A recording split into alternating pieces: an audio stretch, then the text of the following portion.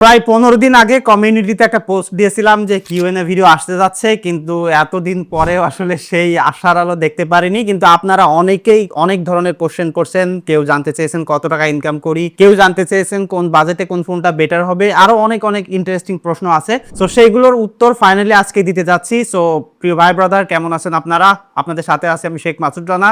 So প্রথমে যে প্রশ্নটা আছে সেটা চমক ফ্যাক্ট ভাই প্রশ্ন করছেন এবং এখানে 11টা লাইক আছে। তিনি আরো একটা প্রশ্ন করছেন, এখানেও প্রায় 12টা লাইক রয়েছে। সো এই দুইটা প্রশ্নের মূল উদ্দেশ্য হলো যে ভাই আইফোন এক্সএস কি 2025 সালে ইউজেবল হবে কিনা, বা এই ফোনটাতে গ্রিন লাইনের ইস্যুস আছে কিনা। সো সহজ কথা যদি বলতে চাই, 2025 সালে আইফোন এক্সএস ইউজেবল থাকলেও আপনার কেনা উচিত না। বিশেষ করে ব্যাটারি ব্যাকআপের জন্য কিন্তু আপনাকে প্যারা খেতে হবে, এবং যে দামে ফোনটা আপনি কিনতে পারবেন, অ্যারাউন্ড যদি 20,000 টাকায়ও কেনেন, তাহলে 20,000 টাকায় এটা হয়তো বা ক্যামেরার জন্য প্রপার লাইটে বেস্ট ফোন হয়ে যাবে। তবে অন্যান্য জায়গায় আসলে এই জিনিসটা পিছিয়ে পড়বে, যেমন ডিসপ্লের ক্ষেত্রে পিছিয়ে পড়বে, ব্যাটারি ব্যাকআপের ক্ষেত্রে পিছিয়ে পড়বে, ফাস্ট চার্জিং এর ক্ষেত্রে পিছিয়ে পড়বে, অনেক জায়গায় আসলে পিছিয়ে পড়বে। সো নতুন ফোনের সাথে কম্পেয়ার করে যদি বলি, তাহলে ডেফিনেটলি এটা আসলে কেনা যায় না। তবে আপনার যদি মনে হয় যে অ্যাপেলই কিনতে হবে এবং ভালো কন্ডিশনে আপনি এক্সেস পেয়ে যান এবং তুলনামূলকভাবে কম দামে, তাহলে কিনতে পারেন। আর একটা জিনিস হচ্ছে যে এই ফোনগুলোতে গ্রিন লাইনের ইস্যুস আছে কিনা, এইরকম কোনো প্রবলেম নাই। তবে আইফোন এক্স এবং এক্সএস এই দুইটা ফোনেও আমি ডিসপ্লেতে লাইন দেখেছি, গ্রিন লাইন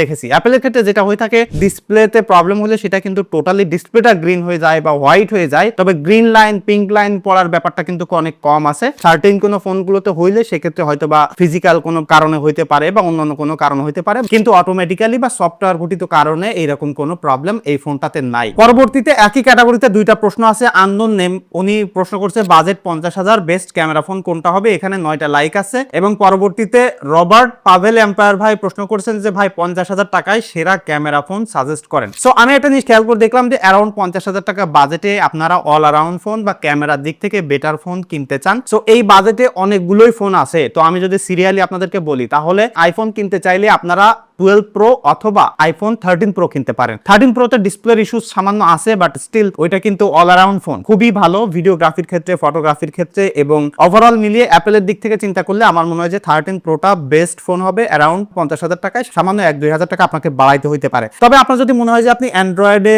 থাকবেন, তাহলে ইউজড OnePlus 12 নিতে পারেন। এটা বেস্ট অফ দ্য বেস্ট ফটোগ্রাফির এক্সপিরিয়েন্স আপনি এই বাজেটে পেয়ে যাবেন। আর যদি মনে হয় যে ব্র্যান্ড নিউ ফোন কিনতে হবে, তাহলে আপনি কিন্তু স্যামসাং গ্যালাক্সি S23 FE কিনতে পারেন অথবা মটোরোলা Edge60 Pro কিনতে পারেন। এই দুইটা ফোন কিন্তু ব্র্যান্ড নিউ মার্কেটে ওভারঅল সব দিক থেকে মিলিয়ে একটা বেটার এক্সপিরিয়েন্স আপনাকে প্রোভাইড করবে। এছাড়াও কিন্তু আপনি ইউজড S24 ও দেখতে পারেন, সেখানেও কিন্তু ভালো ফটোগ্রাফির এক্সপিরিয়েন্স পেয়ে যাবেন। এবং আমার কাছে মনে হয় যে এই কয়টা ফোন আসলে অ্যারাউন্ড 50,000 টাকা বাজেটে যারা ফোন কিনতে চাচ্ছেন, তারা যদি কেনেন, তাহলে বিশেষ করে ফটোগ্রাফি এবং ভিডিওগ্রাফির দিক থেকে ভেরি মাচ স্যাটিসফাইড থাকবেন। তারপর News21 ভাই একটা প্রশ্ন করছেন যে ভাই ফেসবুক থেকে কোনো ইউজ ফোন কিনলে নরমাল দোকানের থেকে কম দামে পাওয়া যায়, এক্ষেত্রে ফোনগুলো নেওয়া কি ঠিক হবে কিনা? অনেক অনেক ভালোবাসা, থ্যাংক ইউ সো মাচ ভাইয়া। আপনি যখন মার্কেট প্লেস থেকে ফোন কিনতে যাবেন, দোকানের থেকে অবশ্যই কম দামে পাবেন, কারণ ওখানে ডিরেক্ট আপনার ইউজার সেল করতেছে আর দোকানদাররা কিন্তু ওইটা প্রফিট করে বিক্রি করতেছে। সো অবশ্যই মার্কেট প্লেস থেকে কিনলে আপনি কম টাকায় ভালো ফোন কিনতে পারবেন। তবে এক্ষেত্রে আপনাকে অনেক জিনিস আসলে জানতে হবে, বুঝতে হবে, সচেতন থাকতে হবে, কারণ মার্কেট প্লেসে কিন্তু অনেক স্ক্যাম হয়ে থাকে। অনেকে ফোন বিক্রি করে দেয় ফোনে প্রবলেম দেখা দেওয়ার কারণে।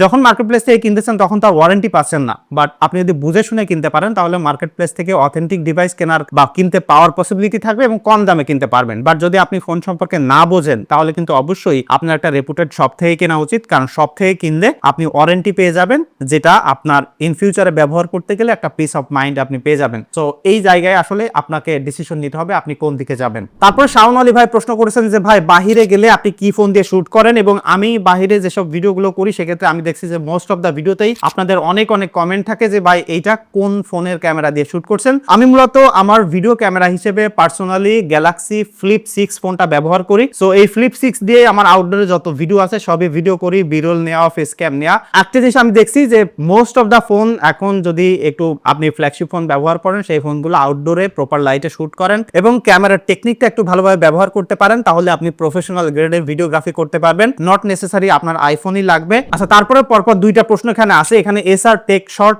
ভাই প্রশ্ন করছেন উনি 3টা প্রশ্ন করছেন যে ভাই ইউটিউব জার্নিতে কি কি প্রবলেম ফেস করছেন এবং এখনো অবধি ইউটিউব থেকে কি রকম টাকা আয় করেছেন, ভাই বিয়ে করেছেন কিনা বা কবে করেছেন। আর তারপরে কনক হাসান ভাই একই ধরনের প্রশ্ন করছেন যে জামালপুর জেলা থেকে বলছি, ভাই আপনি কি বিয়ে করেছেন কিনা বা আপনার বাচ্চা কাচ্চা কয়টা। অনেকেই যারা লং টাইম ধরে ভিডিও দেখেন তারা জানেন যে আমি বিবাহিত, আমার বউয়ের ছবি অনেক ভিডিওতে আমি ইউজ করি, সেখানে অনেকেই বলেন যে ভাই ব্যবহার করার প্রয়োজন নাই, ব্যবহার করেন না। সো আমি তাদেরকে অনেক সময় কমেন্ট করে বলি, অনেক সময় বলি না, যে আমার এখনো এরকম বড় টিম নাই। সো আমার বউ আমাকে হেল্প করে শুট করার জন্য, সিনেমাটোগ্রাফি করে, এবং অনেক সময় দেখা যায় যে সবসময় ভিডিও করতে গেলে বা ফটো স্যাম্পল নিতে গেলে তো সাথে কেউ থাকে না, সো সেক্ষেত্রে তার ছবি আমি ব্যবহার করি। সো এইটা আসলে আমার প্রয়োজনে আমি ব্যবহার করি, আপনাদের অনেকের দ্বিমত থাকতে পারে, সেটা আসলে আমার ওই জায়গা থেকে কিছু বলার নাই। আপনার মতামতকে আমি রেসপেক্ট করি এবং আমি আমার প্রয়োজনকে রেসপেক্ট করি। সো এটা আসলে একটা মীমাংসিত ব্যাপার। তবে হ্যাঁ, যেটা হচ্ছে যে আমি বিবাহিত, আমার এখনো বাচ্চা কাচ্চা নাই। ইউটিউব জার্নিতে কি কি প্রবলেম ফেস করছি এটা অনেক বড় ব্যাপার। যারা আপনারা দেখতেছি যে এসআর টেক শর্ট ভাই, উনি হয়তো কন্টেন্ট ক্রিয়েট করে।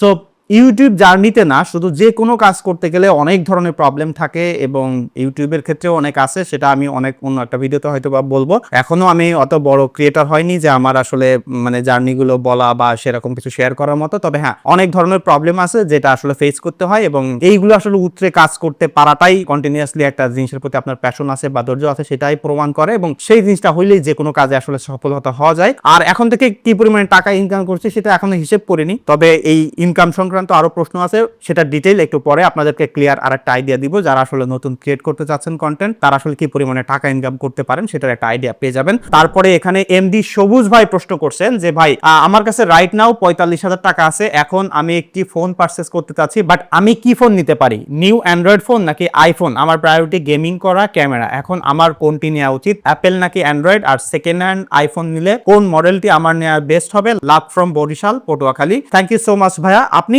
45,000 টাকা বাজেটে যে কমেন্ট অলরেডি করছেন তাতে আমার মনে হচ্ছে যে আপনি আইফোনের দিকে খানিকটা বায়াসড এবং আইফোনের ইউজড মডেলগুলো খুঁজতেছেন। সো অ্যারাউন্ড 45,000 টাকায় আপনি আইফোন 12 প্রো বা 13 কিনতে পারবেন। এই দুইটা থেকে যদি আমাকে চুজ করে নিতে বলেন তাহলে আমি 12 প্রোই কিনতাম।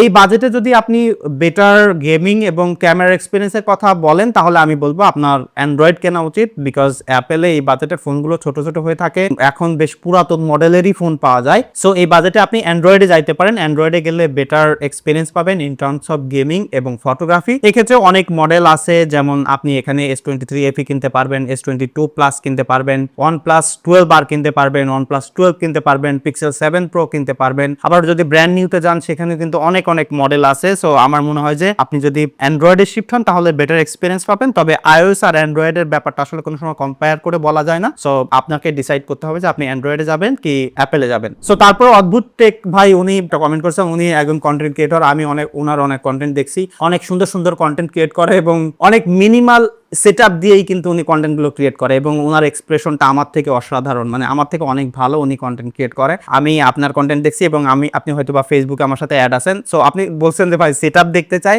সেটআপ দেখার মতো এখনো ভিডিও বানাচ্ছি না, বা ইন ফিউচারে হয়তো বা দ্রুত এরকম একটা ভিডিও বানাবো, তখন দেখতে পারবেন। তবে স্পেশাল দেখার মতো এমন কিছু নাই আর কি।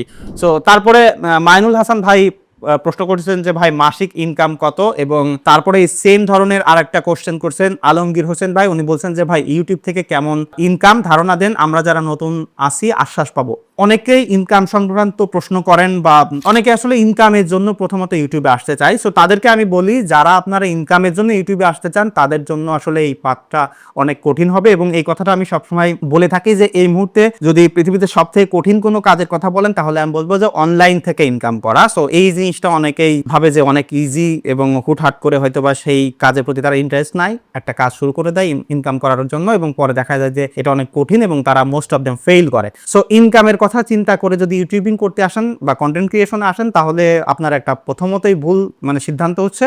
আর যদি ইনকামের কথা না চিন্তা করে প্যাশন নিয়ে আসেন সেক্ষেত্রে আমি বলবো যারা কন্টেন্ট ক্রিয়েট করতে চান বা অ্যাকচুয়ালি কন্টেন্ট ক্রিয়েট পছন্দ করেন তাদের অন্য কোনো আর্নিং সোর্স আছে সেরকম অবস্থায় কন্টেন্ট ক্রিয়েট করা শুরু করেন। আমিও পার্সোনালি শুরু করছিলাম। সো এরকম কষ্ট করার মেন্টালিটি নিয়ে যদি আসতে পারেন তাহলে দেখা যায় যে এমন হতে পারে 6 মাস বা 1 বছর বা 2 বছরের মধ্যে আপনার একটা সফলতা আসতে পারে, এবং তখন যে টাকা আপনি ইনকাম করবেন তা দিয়ে আপনার আপনার সংসার ভালোভাবে চালাইতে পারবেন। আমি পার্সোনালি এখন একজন ছোট কন্টেন্ট ক্রিয়েটর, আমার অন্যান্য প্ল্যাটফর্মে অত বেশি ভালো এখনো আসলে বিচরণ হয়নি, জাস্ট ইউটিউবে আসি। তারপরেও এখন ঢাকা শহরে আমার সংসার মোটামুটি ভালোভাবে চালাইতে পারি, যা ইনকাম করি তা দিয়ে আমার ভালোভাবে চলে যায়। তবে যখন আসলে পরিবার বাচ্চা কাচ্চা হবে তখন হয়তো বা একটু কঠিন হয়ে যাবে। তবে হ্যাঁ, ভালো একটা অ্যামাউন্ট ইনকাম করা সম্ভব। তবে যেটা বললাম যে ভাই এই পর্যন্ত আমার আসতে যে অনেক কষ্ট করতে হয়েছে, অনেক ধৈর্য ধরতে হয়েছে, টাকার কথা চিন্তা না করে আপনি যদি কন্টেন্টের প্রতি প্যাশনেট থাকেন এবং অন্যান্য কাজের পাশাপাশি এটা করেন তাহলেই আপনি মনে হয় যে সাকসেস এখানে করতে পারবেন। আর যদি অন্যান্য কাজকর্ম ছেড়ে জাস্ট এখান থেকে ইনকাম করবেন এরকম ভাবেই এখানে আসেন তাহলে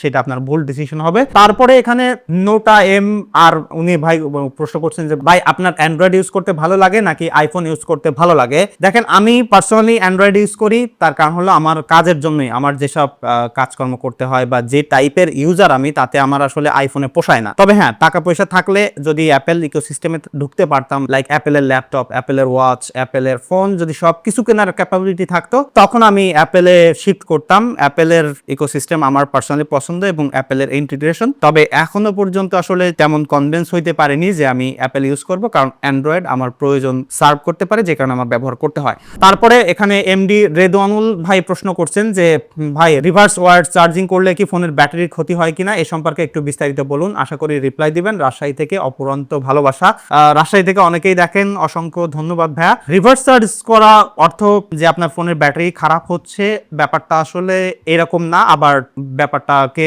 নেগলেক্ট করা যাচ্ছে সেরকম না। বিশেষ করে যখন আপনি আপনার ফোনের ব্যাটারি থেকে অন্য ফোনে চার্জ দিচ্ছেন তখন অবশ্যই আপনার ফোনের ব্যাটারির পরে একটা প্রেসার পড়তেছে। তবে এটা যদি আপনি মাঝে মাঝে করেন তাহলে প্রবলেম নাই, বাট যদি কন্টিনিউয়াসলি আপনি এরকম করতে থাকেন যে রেগুলার আপনার ফোন থেকে অন্য ফোনে চার্জ করতে থাকেন, সেক্ষেত্রে কিন্তু লং টাইমে যে আপনার ব্যাটারিতে একটা ডিগ্রেডেশন চলে আসবে, ব্যাটারি হেলথের উপর একটা প্রেসার পড়বে। সো রিভার্স ওয়ার্ড বা ওয়্যারলেস চার্জ দুইটাই ব্যাটারির জন্য ক্ষতিকর যদি আপনি প্রচুর পরিমাণে এই কাজটা করেন। তবে মাঝে মাঝে করলে এরকম প্রবলেম বা সেরকম নোটিসেবল কোনো ডিফারেন্স আপনি পাবেন না। সো এটা নিয়ে ওয়ারি ফ্রি থাকতে পারেন। তারপরে যদি আসি, এমডি ইব্রাহিম ভাই প্রশ্ন করেছেন যে ভাই মার্কেটের ইউজ ফোনগুলোর যে বেশিরভাগ রিফারবিশ হয়ে থাকে, তো ইউজ ফোন কেনার ক্ষেত্রে কোন কোন বিষয়গুলো দেখে কেনা উচিত? দেখেন, মার্কেটে ইউজড ফোনের রিফারবিশ ফোন দিয়ে ভরা, এটা আমি অনেকবার বলছি। এবং ইউজ ফোন কিনতে গেলে আমি সবসময় একটা কথা বলি যে বেশি পুরাতন ফোনগুলো কেনা যাবে না। মানে বেশি পুরাতন ফোন কিনলেই তখন ওইটা রিফারবিশ হওয়ার পসিবিলিটি থাকে, এবং যখনই দেখবেন যে মার্কেটে বাল্ক কোয়ান্টিটিতে কোনো ফোন চলে আসতেছে তখনই বুঝবেন যে সেটা রিফারবিশ ফোন। সো তারপরে লার্নিং ইংলিশ উইথ নবীন ভাই প্রশ্ন করেছেন যে ভাই লাস্ট কিউএনএ ভিডিওতে কমেন্ট করেছি, রিপ্লাই পাইনি, আশা করি এটাতে পাবো। রানা ভাই আপনি চাকরি করেন নাকি বিজনেস করেন, আর কন্টেন্ট ক্রিয়েশনের আইডিয়া মাথায় কিভাবে আসলো প্লিজ স্পিক করবেন। আমি চাকরি করতাম বেশ 5-6 মাস আগে থেকেই, 5-6 মাস না, 8-9 মাস বা 1 বছর আগে থেকে আমি চাকরি ছেড়ে দিয়েছি, because full time content create করার জন্য। আর বিজনেসও করি না, জাস্ট কন্টেন্ট ক্রিয়েটই করি।